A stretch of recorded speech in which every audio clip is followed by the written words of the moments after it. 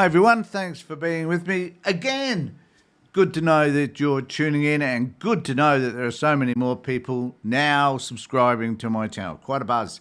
Thanks for everybody that has subscribed over the recent weeks. Now, I'm going to talk about something which is relatively topical given what's happened to Stan Grant and given particularly what has been happening in the media generally concerning the voice to Parliament. And I'm particularly interested at the moment in Pauline Hanson's response. Now, I have a continual dilemma relating to how we should be promoting or talking about the crazies in this world. Done a few videos on that, in fact. Please look for them. But in relation to Pauline Hanson, the issue for me is that she fosters racism. She always has and probably always will. And her arguments are profoundly insane. And I'm going to highlight a couple of them here. I've got a video clip from a recent interview she gave with some obscure network. Don't know who they are, don't really care. They're certainly not Sky News and are relatively insignificant, I think. But nevertheless, these are her views in relation to what's happening with regard to immigration. Now, there is no disputing that Pauline Hanson is a racist. So I've got this one video that I'll just show shortly of Hanson, her most recent one, talking about immigration and displaying her degree of racism. And then I've got her original speech to Parliament, her inaugural speech, and how terrible it was. And we may remember, if anybody can remember back 25, 30 years ago, whenever it was, how appalled the nation was that someone like Pauline Hanson was saying what she did. And it's a good reminder that this woman has not changed her views one iota over the last few decades. Her views are appalling. They are a disgrace to all Australians, I think, or should be, except for those people that tend to continue to want to vote for this person. So here's the first interview, which is the most recent one. Political discussion that's happened since when you first stepped into Parliament that day and what you are seeing now. Is this beyond what you thought Australia could be in this way we are now? No, Alexander, because when I actually went into Parliament, I stood for equality for all Australians, and because people took that as racism, that's why John Howard got nervous and he actually threw me out of the Liberal Party. It came from John Howard, I had to go.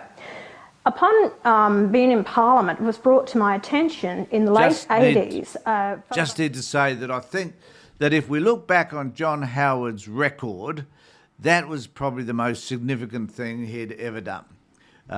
Getting rid of her. But what it did do was it thrust her into the limelight and created a platform for her sort of racism, and for those people in Australia who support that version of racism, or any version's wrong, I guess, but it raised her standards somewhat, because eventually she goes off and she forms One Nation, and they have been a pain in the political side for a long time. By the name of Peter Jull, he was pushing for Australia to have an individual black nation within Australia, and it was going to be based on the Inuit people in Canada and Nunavut, the state of Nunavut.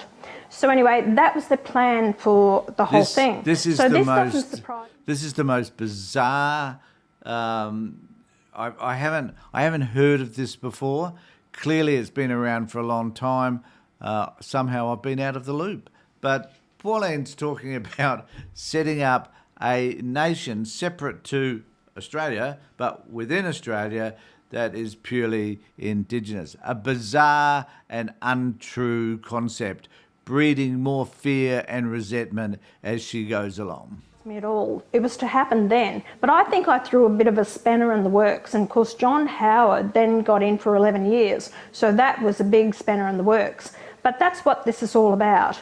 You know, it's about emotional, let's play on the emotions of people. Yes, we invaded the country. Yes, we took it away from the Aboriginals and all the rest of it. And, you know, they want justice. This will settle them down if we put them in the Constitution, like we've had with the explanation saying we're sorry, and the stolen generation and the native title claims, but it's never finished. It's never been enough. So the reality So is what this will do is... The reality is that Pauline doesn't recognise how all of those efforts we've made in the past to better understand what's happened for Indigenous people in this country, she doesn't recognise any importance in relation to them whatsoever. She dismisses them as being part of us giving in to First Nations people. And I find that personally atrocious, that she cannot even recognise the benefit and the advantage being offered to Indigenous people by us or Parliament or whatever, at least acknowledging the damage that we've done to them since colonialisation. It's appalling, but again, this is who Pauline Hanson is. Then the further push will be to start up a black state, an Aboriginal state with their own government, with their own 12 senators, and then it will be so divisive, and I do not believe we should head down that path at all. It sounds almost like political... That is so much crap. That is not the intention. That is not what will happen. It's not possible for it to happen. There'd need to be a massive constitutional change for that to happen that no one in their right mind will ever agree with. She is a friggin' crazy woman. And the sooner we start to accept that fact about Hanson, the better off we'll all be. And that, again, I have problems thinking about, why do I give her such airtime? Well, not that many watch my channel, so I guess it doesn't make all that much difference. But it does give me an opportunity to highlight the degree to which racism is taking a hold in this country, and that we need to find a way to be able to look at it. And I wanted to play a video of her in her first maiden speech, because you'll see that there's very little between the way she thinks and acts now than she did when she first came into office. Country were of Asian origin. They have their own culture and religion, form ghettos and do not assimilate. Of course I will be called racist, but if I can invite who I want into my home, then I should have the right to have a say in who comes into my country. A truly multicultural country can never be strong or united, and the world is full of failed and tragic examples, ranging from Ireland to Bosnia to Africa and closer to home, Papua New Guinea. America and Great Britain are currently paying the price. Mr. Acting Speaker, Arthur Calwell was a great Australian and Labor leader, and it is a pity that there are not men of his stature sitting on the opposition benches today. Arthur Calwell said, and I quote, "Japan, India, Burma, Ceylon, and every new African nation are fiercely anti-white and anti-one another.